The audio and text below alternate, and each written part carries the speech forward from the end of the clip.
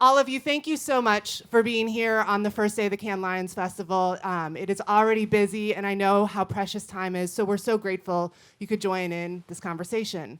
My name is Alexis Williams. I'm Chief Corporate Affairs Officer at Stagwell, which is a network of about 70 companies in the marketing industry. We're also hosting Sport Beach just down the road.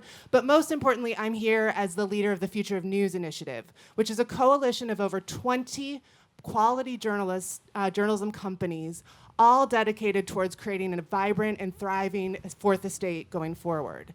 The purpose of today's conversation is to really lean into what we're talking about here, how brands and news can partner together to drive incredible business results, hence the title of this panel, The Business of News. As you can see, we have an incredible lineup of guests here joining us. And to kick things off, I'm just going to introduce them, and then they'll say a little bit about themselves as we go around the horn. But we have Tom, and if you could just wave as I say your name so people can really see. We have Tom Armstrong, VP of Global Sales at the New York Times. Michele Barlow, EVP of Marketing at Bank of America. Gabe Brotman, COO US at Axel Springer. Jacquelyn Cameron, Chief Revenue Officer at Axios. Gina Garrubbo, President and CEO, National Public Media, the sponsorship subsidiary of NPR. Johanna Mayer-Jones, Global Chief Advertising Officer at The Washington Post. Vanessa Otero, CEO of Adfontes Media. And Damon Reeve, CEO of Ozone. Thank you all so much for being here. So to warm us up and get things started, I just want to start with one quick question. We're going to go down the line. So finish this sentence for me, because I think it's really important everyone hear this. News junkies are. So do you want to start for me, Tom? News junkies are a very attractive audience to market to. They're a huge cohort. We know 25% of Brits are news junkies. We know 25% of Americans are news junkies. I don't have the stats to hand, but I'm guessing the 25% of a lot of people around the world are news junkies. So this is a big cohort, a big group of people. Just the New York Times, we get 100 to 150 million people visit our site, reading our content, playing our games every month. So there's real scale there. And I would say there's also a real quality audience, highly educated, affluent, influential, and they're engaged. 11.5 million people subscribe to us. They pay to read our content, and 150 million register with us. So, that's very valuable for marketers. And I would just say, to round it off, it's all within a very culturally relevant environment. If I think about Wordle, millions of people play Wordle every day. I'm on the train every morning and I see half the carriage playing Wordle, and this is in the UK. Our podcasts, The Daily, is now one of the most popular podcasts in the world. And if you're a Premier League football fan, right now you're thinking about who your team is going to be buying or selling this summer, and David Ornstein at The Athletic is the main guy that you want to hear from. So put all those three things together and you've got a very attractive audience for marketers. News junkies are a signal. News junkies are often the earliest adapters of new technology. They have their pulse on what's going on in the world. So in terms of kind of how they're engaged, they're incredibly engaged with what's happening. So more than a signal than just a segment. I love that answer because it's similar to mine. News junkies are powerful, and they are the early detectors of what matters. And that's what matters in business and policy and ultimately the world around them. And they are very ripe for a brand message. News junkies consider news personally important to them.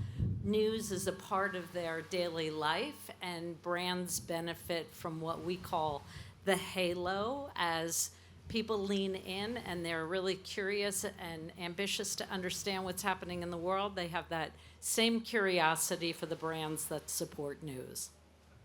Yeah, I think we're saying the same thing. This is an incredibly valuable audience that curious, intellectual, engaged. From a brand's point of view, that's exactly who you want to be, in front of. I love the idea of that early adopter as well. I think that rings very true. So yeah, I think the other thing that's important as well as like the news junkie sort of demographic is to think about the context of the environment that they're consuming content in. So news junkies are these, hugely valuable, but they're also in trusted environments. So their mindset, and therefore from a marketer's point of view, that relationship gets even stronger. So I'll try not to repeat because a lot of what's been said, but I think news junkies are opinion shapers, right? They're everything that everyone just said. They're educated, they're curious, they're looking for trusted environments, and they're looking for those trusted environments to find ways to dispel some of the other myths and the misinformation that's out there. So being in a trusted environment as a brand like Bank of America, who we live on trust, it's very important to us, but I'll just go to the punchline. News can be a safe environment for advertisers as well. I think a round of applause for news can be a safe environment. Vanessa, sorry. News junkies are information seekers, which is why I think ads are so effective on news consumers. We put information in front of them, they're ready to receive it. They're also good compartmentalizers, which is why I think they don't create negative associations between sometimes heavy, difficult news content and the ads. I'm a news junkie through and through. So we say like they are news junkies, we are news junkies. I am always seeking out information, and it can be something that's, important, hard, terrible, like geopolitical conflict. And then in the same moment, I'm like, I also need a dress for Cannes. Information seeking and compartmentalizing. News junkies are curious, and they're also well informed. So in their social groups, they are influential. And I think that's important, particularly from a marketing point of view. That's great. Well, thank you all. And now we're going to dig into some questions. And I think, Michele, we're going to start with you, because you sort of started exactly where at the beginning, which is in your seat working for Bank of America, I've had the privilege of working with you for some part of 15 years in a range of different capacities. But tell us what about news is so valuable to you, and how do you really think about leveraging it as part of the larger marketing mix? So let me just start by saying one thing, Alexis, and Please. my point around news can be a safe environment. And I think this is important for us, but probably other brands. If you've built the environment to ensure that your content is safe. So at Bank of America, we launched a brand safety and suitability practice 7 years ago. So we've been looking at brand safety and suitability for 7 years, work with amazing partners to ensure that our content is being seen in the right places, have the tools in place to quickly identify if it's not. So that was sort of table stakes for us, especially in the environment we were moving into. And here we are 7 years later, and it's never been more important. So we've built a very strong foundation. Having said all of that, a lot of what folks have talked about here, news is a very important audience for us. And for us at Bank of America, we have a very unique set of audiences. We're banking, kids who are just coming out of high school all the way up to the biggest global companies in the world, and kind of everywhere in between. And yet news is a place where we can find commonality. It's a lot of what folks were talking about here in terms of curious, loyal. They are affluent, and they can seek out misinformation very quickly. So for us, as we look about the mix of where we want to be, news is still also real-time programming, right? It's contextual. And what you were just saying a little bit earlier, when we think about news and news programming, it's also how do we leverage our incredible thought leadership and the expertise we have in delivering financial expertise. We were just chatting a little bit about this morning. And so it gives us a platform not only to get our message out, but also to demonstrate our expertise in an authentic way that also helps to build the trust. And I will say the halo point that was made earlier is an important one for us. Yeah, that combination of the audience plus the trust, then the halo that comes around by being there, and only there. You can't really replicate it anywhere else. So going to that note about productization and ways people can show up, I think, Gabe, for you work for Axel Springer, a huge global publisher. Springer. I tried.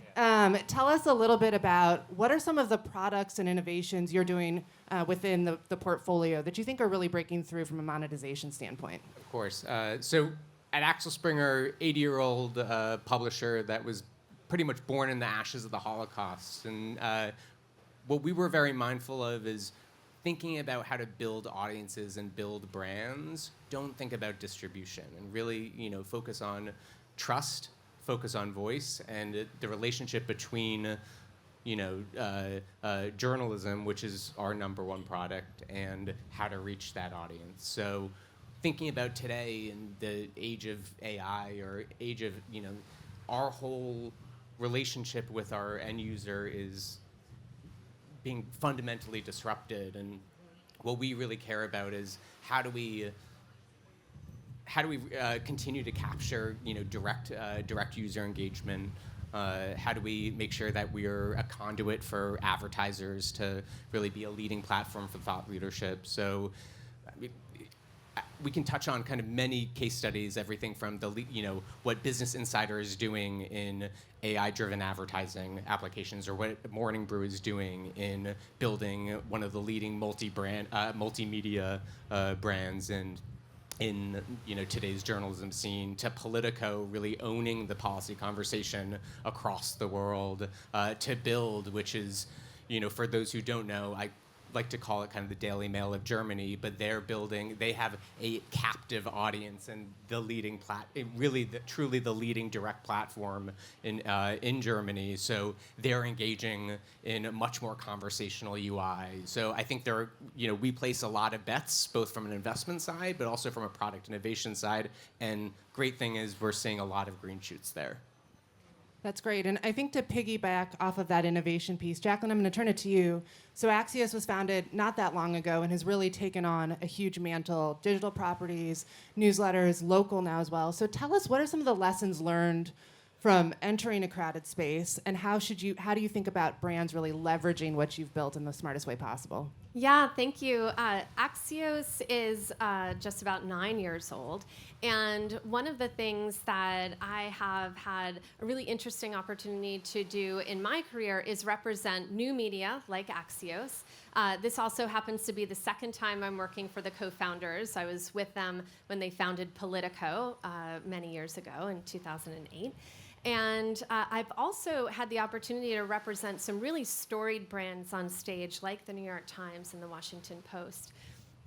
If I'm to think of sort of the pattern of where I see success across all of those entities, it is truly in knowing where you demand to win.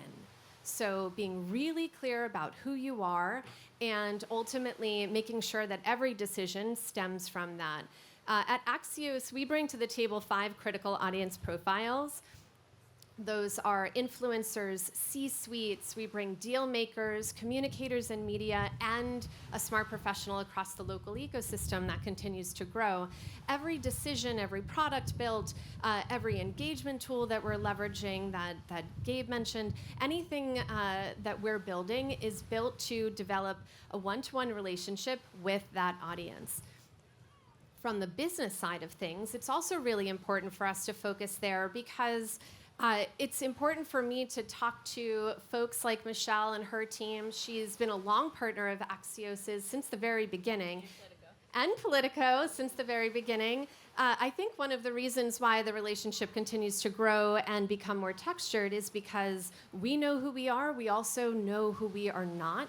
And so we bring that to the table, and we ensure that proposals are built on that, and ultimately help Michele and the Bank of America achieve their strategic solution.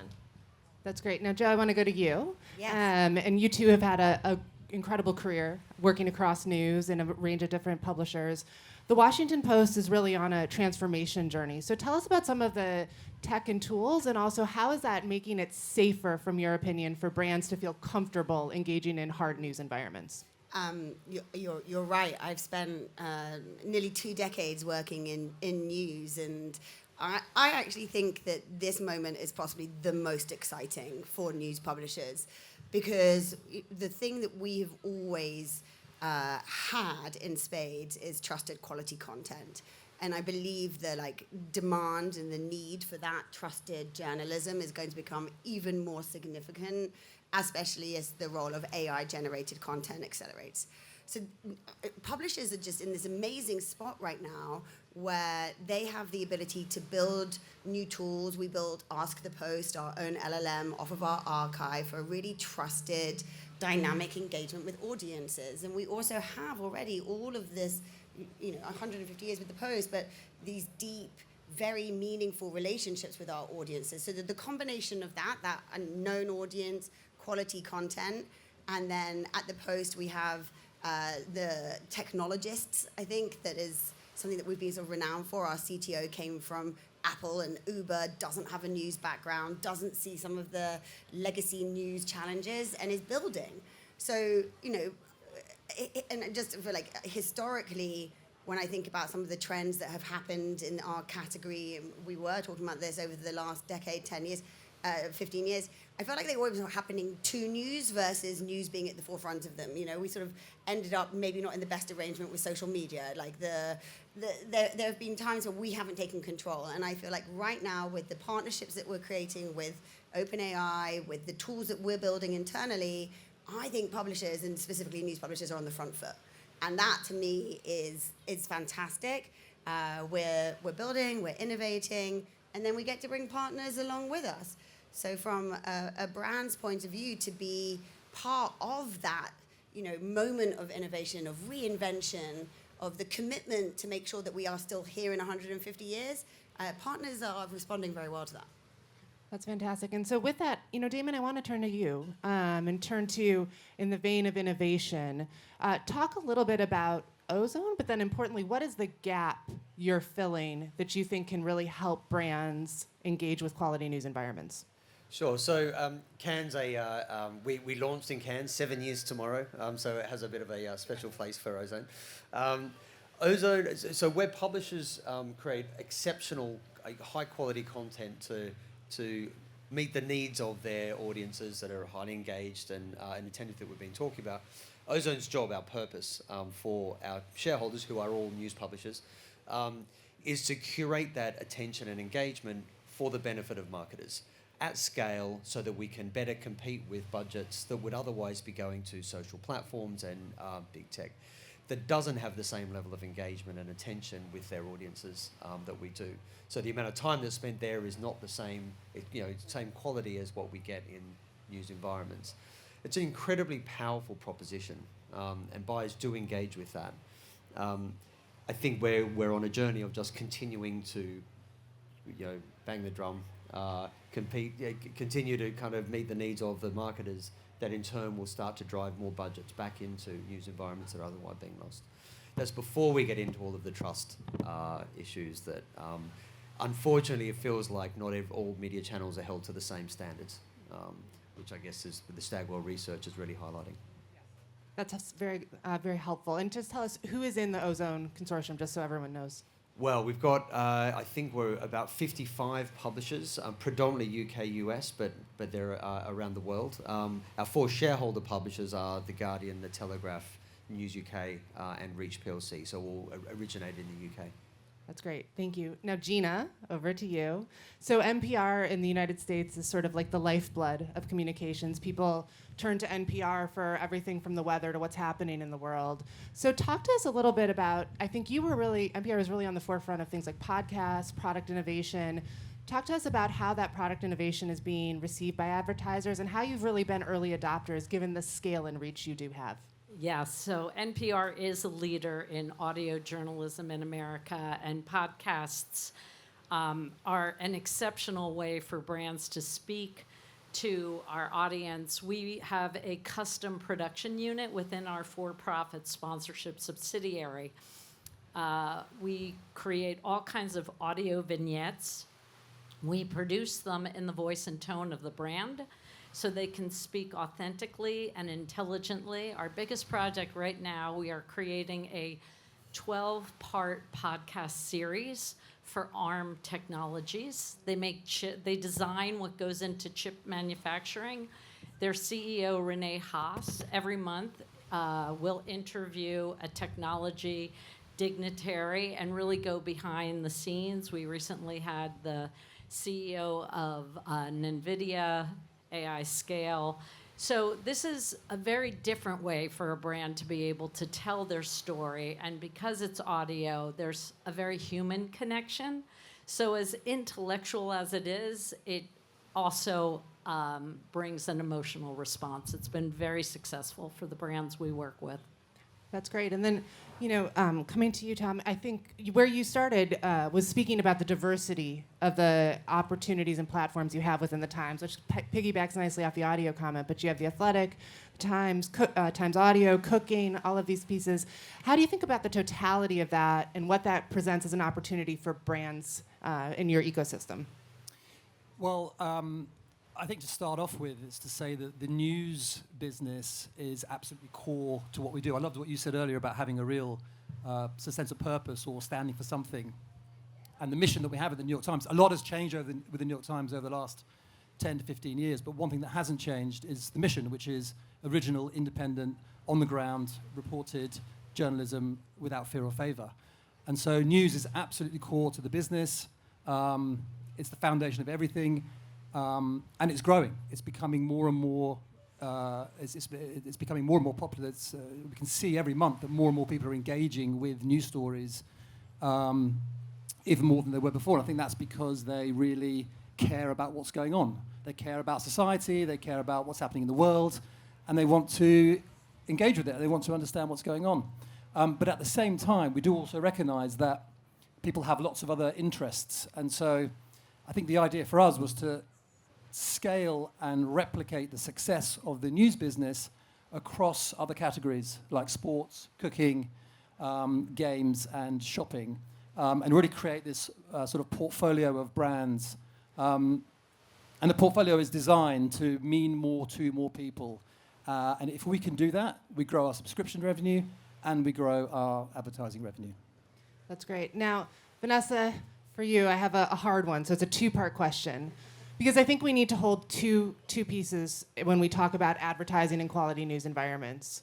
So the first is, how do we ensure our brands are safe in those environments? And how do we make sure that we are going to reach the audiences we want without any downside? The second is, how do we compare the results and efficacy of advertising and news? So because I think it's really important that news is not just a great and important platform for all countries to have free and fair news, but it's also talking about the business value, because sitting in Cannes, all marketers are under a lot of pressure to deliver on their results.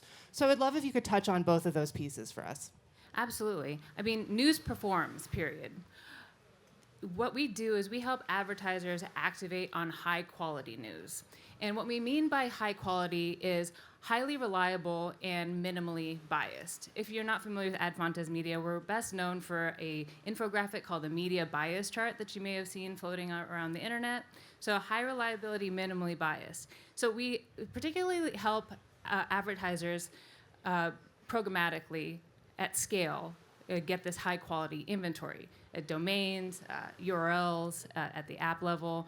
We do that through integration like pre-bid segments or PMPs in DSPs and SSPs, not just across like large publishers, but also across local ones as well. And the reason we look at the lens of reliability and bias, it gets to your safety question. You know, in the question of what is news is really squishy. There's things that are labeled as like news, politics, culture, opinion, society, and there's all this other stuff. But the stuff that performs best is that which is the highest reliability and minimally biased. That's what news junkies are looking for. That's what journalism is. So the reason we aggregate it together is because when an audience is in that segment, that's the most performative, and there's no brand safety issues there. No one yells at a brand or boycotts a brand or anything like that because their ad ran next to a story covering the wars that are going on right now. It just doesn't happen. So that's why we look at that lens, because you've got to, when we aggregate it together, measuring like the KPIs that are important to the brand, that's what we're all about. Efficiency in terms of CPMs are great. conversion rates, whether it's like top of the funnel or bottom of the funnel, we find that the more it's news, the better it performs. That's why we look at it through that lens. That's super helpful. Well, we're close on time, but you have a captive audience of marketers, all of my journalism leaders here and business leaders. I'd like you to give your last pitch to this group. Why should everyone in this room be advertising on news? And what's one thing you don't think this audience appreciates? And then Michele, for you, what's one way that you wish everyone would think about news as they're doing their media mix? Because I realize you are not in news publishing, but as a part of that. So, Tom, do you want to start, and we'll just go? Yeah, I'm gonna just emphasize what I said earlier. I think it's really about we have a new scale of audience now. It's meaningful. The audience is quality, highly educated, influential. We know who they are because they register with us and because they subscribe, and that means we can find them within our network, and we can target them very, very effectively, which is very valuable to marketers. And then I would also say the cultural relevance point, and you add those three things together, and you've got a really, really strong proposition. If you care about trust and voice and want the flexibility in formats, flexibility in audiences, Axel Springer, our lane is business and policy. Those are two of the most important verticals happening, or verticals for both news junkies, but for brands to really be part of the conversation. And we have a great platform that has the scale, has the engagement, has the innovation, and we're here to partner and really drive solutions. News does not equal opinion. So at Axios, we made a very profound decision at the very beginning where we don't have an opinion section nor an editorial board, opinion writers. What that means is that there are news outlets that do provide clinical news coverage that is brand safe. And when you pair that with the powerful audience that we talked about here today, it is a really great solution for many of our brands. So news reaches an audience that is so engaged, and as I said before, this audience appreciates the brands that make it possible. At NPR, 76% of our listeners appreciate the brands, and I grew up in media. I was even on the buy side for a few years, and it's rare when brands are just really acknowledged and appreciated like that, and news makes that happen. Thank you. We've all said a version of it, but news is not a monolithic thing. News is lots and lots of different coverage areas. And I think what we do at the Washington Post is we allow you to connect in a really meaningful way with those audiences. That could be in an event, it could be live, it could be through our digital ecosystem. But really what we're doing is bringing people together across the things that they care the most about. So yeah, I'd say that was my pitch. Okay, I'll break up this little pussy here. Break up the pitch fest. I guess I would say two things for the brands. It's really about balance, and what I mean by that, it's having the tools to keep your brand safe, as I spoke to earlier, but it's also the data. So the work that Stagwell has done to really dispel some of the myths as brands has been invaluable. And then the second thing I would say is for the trusted partners here on the stage that I've worked with, these platforms do take brand safety very, very seriously. And they are great partners. They are willing to work with you to find new formats, find ways that are unique and authentic to your brand, because as we've talked about the halo, it's equal on your side as well. So I would just say, ask the tough questions. We ask them all the time. And these guys will be honest and say, we can't now, but let's see what we can do together. Journalism is the infrastructure of the media ecosystem. And our current moment is extremely important. I think we all know how important journalism is. I don't have to convince you of that. But what I want to impress upon the folks here at Cannes is that you have an enormous amount of power to fund more of that journalism. And the reality is that a lot of brands are sitting out news completely, or they're so careful about it that they're effectively sitting out of it. But it's so easy to test now. Like, it's not 2019 anymore. We can just press some buttons and test and see the great performance in news. So when you go back, you have something to do. Like, you have the power to really influence how journalism in the United States and Europe and internationally moves forward. Thanks. So for all the marketers there, for me, think of a news audience or a news junkie as being the crown jewel of the audience in your marketing plan. They're the ones that are curious, they're informed, they're engaged. They are the audience that you want to see on all of your media channels, or trying to find on all of your media channels. But you can capture them in news environments. Great. All right, well, I'm going to do a quick recap of little snippets from each of you, and then close us out. But we'll start, and these are in random order, so no one's going to know when they're coming up. But Gabe, you said news junkies are the signal, and it's really the leaders in culture, which is a really important audience to reach. Michele, you said opinion shapers are looking for a deep connection and also a place of commonality, and they can find that in news. Vanessa, you said a lot of great things, but I think I'm going to go with everyone did. But I think what I'm going to say is just go test. Try a test in news, because if you try, you'll see the results, and you can do so in a really incremental way because of technology like what Advantis does. Jacquelyn, you said something really important, which is all publishers know who they are and who they're not, especially with Axios in your voice and the smart brevity.